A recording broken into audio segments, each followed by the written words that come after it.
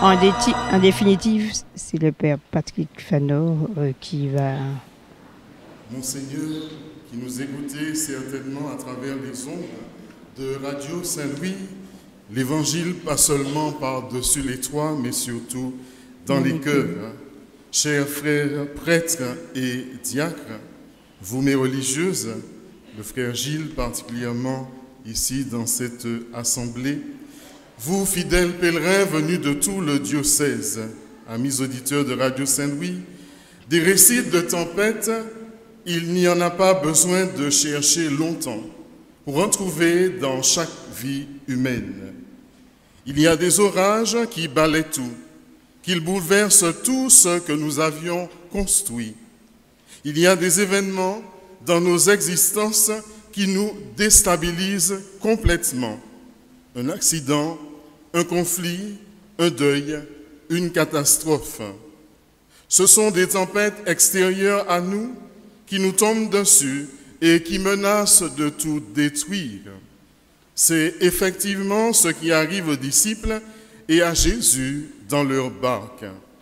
La tempête qui les menace est un phénomène tout à fait connu sur le lac de Génézareth, car ce lac est une cuvette avec un niveau de l'eau à moins 200 mètres en dessous du niveau de la mer et tout entouré de hautes collines. Les habitants de la région savent bien que son aspect peut changer d'un seul coup. Après quelques journées de chaleur, le vent vient se lever d'un coup et tomber presque verticalement sur la surface de l'eau. Cela provoque de grandes vagues qui font penser à une tempête. Et puis d'un coup, tout s'arrête.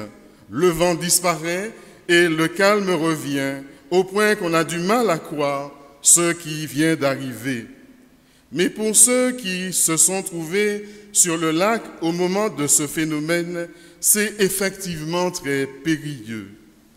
Cela dit, quand les tripes sont malmenées, quand la peur s'installe, quand on ne sait plus vraiment comment faire face, certaines tempêtes ont été traversées, d'autres sont à venir.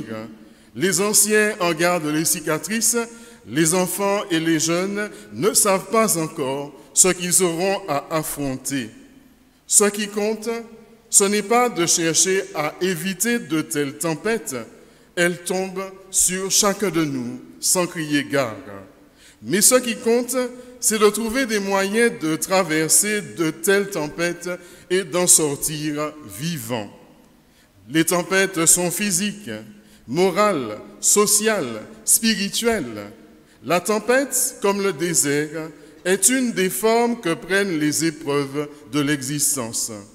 À la différence du désert, qui met la patience à rude épreuve, la tempête malmène nos équilibres. Quand nous sommes pris dans une tempête, comme des marins secoués sur un bateau ivre, eh bien nous ne trouvons plus le temps de retrouver notre équilibre. Il nous faut en permanence courir à gauche, à droite, pour rester debout sur le pont de notre vie et pour ne pas passer par-dessus bord. Dans une tempête, ce qui est typique, c'est que les marins ne savent plus où donner de la tête. Les priorités sont difficiles à discerner. Faut-il écoper? Faut-il ramer? Faut-il ramener les voiles? Ou encore tenir le gouvernail pour faire face aux vagues? Dans une tempête de vie, il en va de même. Faut-il s'occuper de ce problème? Faut-il consacrer du temps à gagner sa vie, à soigner telle ou telle relation? Faut-il laisser tomber la mise sur pied de ce projet pour en prendre le temps de se soigner? Nombreux sont ceux et celles aujourd'hui qui sont pris dans de tels dilemmes, dans l'urgence et je dirais même parfois l'extrême urgence. Ceux et celles qui en profitent, eh bien ce sont les psychologues, les vendeurs de vitamines, de fortifiants et d'aspirine, et puis aussi les quimboiseurs. Et je constate ceci, quand je cours de toutes parts pour pallier au plus pressé, quand je ne sais plus où donner de la tête, quand je perds mon calme et que je commence à voir que certaines choses vont tomber à l'eau parce que personne ne s'en occupe, alors il y a bien une chose que je ne supporte pas. Et j'imagine qu'il doit en aller de même pour vous. Je ne supporte pas de voir quelqu'un les bras croisés. Je supporte difficilement la vue de quelqu'un qui ne partage pas mes soucis. Et j'imagine que Pierre, le disciple pécheur, doit être atterré, si j'ose dire, de constater le sommeil de Jésus au cœur de cette tempête. Le calme de Jésus est ahurissant. Or, lorsque nous sommes pris dans une tourmente de vie, il nous faut peut-être pourtant regarder à l'arrière de notre barque pour voir si Jésus ne s'y est pas installé pour dormir. Et si c'est le cas, alors je vous propose de bien sentir cette émotion en le voyant dormir, émotion qui est celle de Pierre. Maître, nous allons périr, cela ne te fait rien donc? On pourrait se poser plusieurs questions autour de ce sommeil.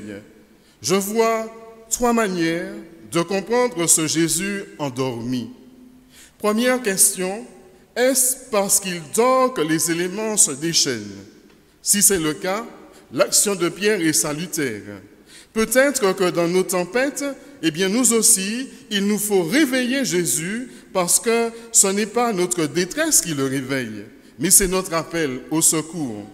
Ce n'est pas la tempête qui l'a réveillé, c'est le cri de Pierre. Mais on peut aussi penser que si Jésus dort, alors que sa vie est menacée au même titre que celle des disciples, c'est parce qu'il a confiance en ses disciples. Il croit en leur capacité de traverser cette tempête. En regardant Jésus dormir au cœur de notre tourment, c'est peut-être aussi une invitation à prendre conscience qu'il considère que nous avons suffisamment de ressources pour nous en sortir vivants. Pas forcément indemnes, mais vivants. Finalement, en regardant Jésus dormir, je peux aussi me demander s'il est vraiment dans la tempête. Les disciples essuient une tempête, mais Jésus s'y trouve-t-il vraiment aussi? Je m'explique. La tempête ne serait-elle pas le résultat de l'état d'esprit, de l'état spirituel des disciples? Autrement dit, la tempête est-elle extérieure ou intérieure? L'expérience nous montre en tout cas dans bien des situations qu'il suffit de calmer nos tourments intérieurs pour que se calme la tempête autour de nous.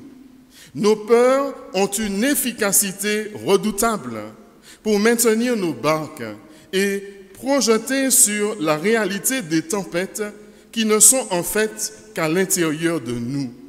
Respirez un bon coup, profondément, et voilà que le paysage déjà s'apaise autour de nous. Ceci pourrait signifier symboliquement que tandis que les disciples sont dans la tourmente, Jésus, lui, il ne s'y trouve pas. Et c'est pour cela qu'il dort. Il n'est pas dans la même réalité que ses disciples. Et une fois réveillé, sans participer une seconde à la peur des disciples, il suffit que Jésus rayonne de son calme intérieur pour que les éléments extérieurs se calment. Dans ces 3 manières d'interpréter cette tempête et ce sommeil de Jésus, il n'y en a pas une qui soit plus juste que l'autre. Ce sont les 3 facettes, je crois, d'une même réalité. L'interprétation la plus importante, c'est celle qui va nous aider, nous là, chacun pour soi, à vivre l'essentiel, c'est-à-dire le passage, entendons, la Pâque de la tempête au calme. Et c'est ça que j'aime goûter dans cette histoire. C'est ce calme après la tourmente. J'aime lire et relire ce récit pour vivre ce passage intérieurement, pour sentir ce contraste saisissant entre la tourmente et le calme dès que Jésus se lève. Ce qui est essentiel, c'est ce passage. Parce que, comme je vous l'ai dit à l'instant, ce récit est un récit de Pâques. C'est un récit de résurrection. Et l'évangéliste ne laisse que peu de doute à ce sujet. Le réveil de Jésus, c'est le même mot que les chrétiens utilisent pour dire que Jésus s'est relevé d'entre les morts. Quand Jésus se réveille dans la barque, eh bien c'est sa puissance de résurrection qui est à l'œuvre. Or, sa résurrection n'est pas une bonne affaire pour lui, mais c'est une bonne affaire pour chacun de nous. C'est ce réveil qui permet dans nos vies le passage, la Pâque bienfaisante du tourment à la paix. Ce texte biblique, au fondement de la création de notre diocèse de Martinique, eh bien nous devrions le relire et nous en imprégner chaque fois que nous ne savons plus comment faire face aux exigences qui nous assaillent. Et cette grâce, je l'ai eue ici au Morne Rouge, au moment où il y a quelques mois, notre église diocésaine était en pleine tourmente, où j'ai célébré à l'oratoire du presbytère avec quelques fidèles, quelques grands priants et intercesseurs, une messe à Notre-Dame de la Délivrande pour réentendre ces mots de la part de Jésus et prier pour notre archevêque et mes frères prêtres. Parce que si nous nous en imprégnons, alors le miracle se reproduit, le calme, la confiance, la paix retrouvent leur empire en nous par la puissance de la résurrection de Jésus, par la puissance de Pâques aujourd'hui. Et les vagues qui remplissaient notre barque, eh bien, sont soudain tenues à distance. Elles ne peuvent plus rien et elles s'apaisent. Jésus est là. La confiance et le calme dont il fait preuve face aux éléments déchaînés de la croix, eh bien ce calme, cette confiance déteignent en nous et nourrissent notre âme. Il est là, il s'est réveillé, debout sur la barque, faisant face au vent, aux vagues, comme un rempart face à l'adversité. Il domine ce monde des démons qu'est la mer. Alors, il y a eu un grand calme. Jésus lui-même s'est identifié à Jonas. Les 3 jours de Jonas dans le ventre du poisson correspondent à ces 3 jours qu'il s'apprête lui-même à passer dans les entrailles de la mort. Et de même que c'est la perte de Jonas passant par-dessus bord qui va calmer la colère des flots, et bien de même Jésus va lui aussi apaiser nos tempêtes par le pardon, scellé à la croix. Ce pardon qui rétablit un lien indestructible entre le croyant et son Père des cieux.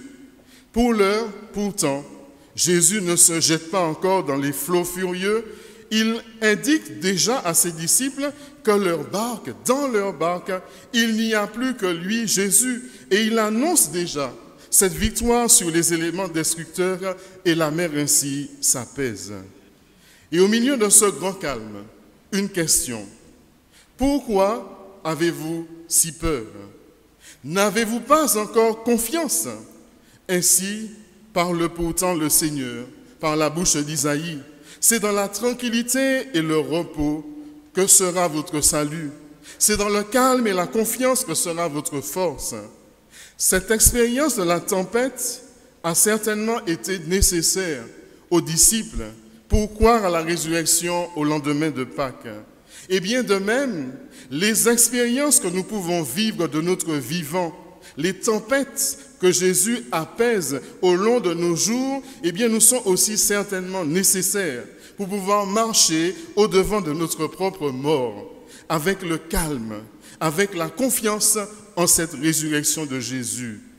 Sœurs et frères, en cette fête de notre sainte patronne, de notre diocèse, Marie, Notre-Dame de la Délivrande, porte du ciel, mère de l'espérance, eh bien, elle peut nous apprendre à dire oui. Oui, jour après jour, à celui qui est la source même de la résurrection et de tout amour. Et quand bien même le doute, la peur viendrait nous envahir et menacerait notre paix intérieure, adressons-nous à Marie. Elle est l'étoile de la mer, comme Saint Bernard a su le faire en écrivant ce texte magnifique. Dans la tempête, regarde l'étoile, invoque Marie. Ô toi, qui que tu sois, qui dans cette marée du monde te sens emporté à la dérive, parmi orages et tempêtes, plutôt que sur la terre ferme, ne quitte pas les feux de cet astre, si tu ne veux pas sombrer dans la bourrasque. Quand se déchaînent les rafales des tentations, Quand tu vas droit sur les récifs de l'adversité, regarde l'étoile, appelle Marie. Si l'orgueil, l'ambition, la jalousie te roulent dans leurs vagues, regarde l'étoile, crie vers Marie. Si la colère, l'avarice, les sortilèges de la chair secouent la barque de ton âme, regarde vers Marie. Quand tourmenté par l'énormité de tes fautes, honteux des souillures de ta conscience, terrorisé par la menace du jugement, tu te laisses happer par le souffle de la tristesse, par l'abîme du désespoir, pense à Marie. Dans les dangers, dans les angoisses, dans les situations critiques, pense à Marie, crie vers Marie. Que son nom ne quitte pas tes lèvres, qu'il ne quitte pas ton cœur, et pour obtenir la faveur de ses prières, ne cesse pas d'imiter sa vie. Qu'il en soit ainsi. Amen. Alléluia.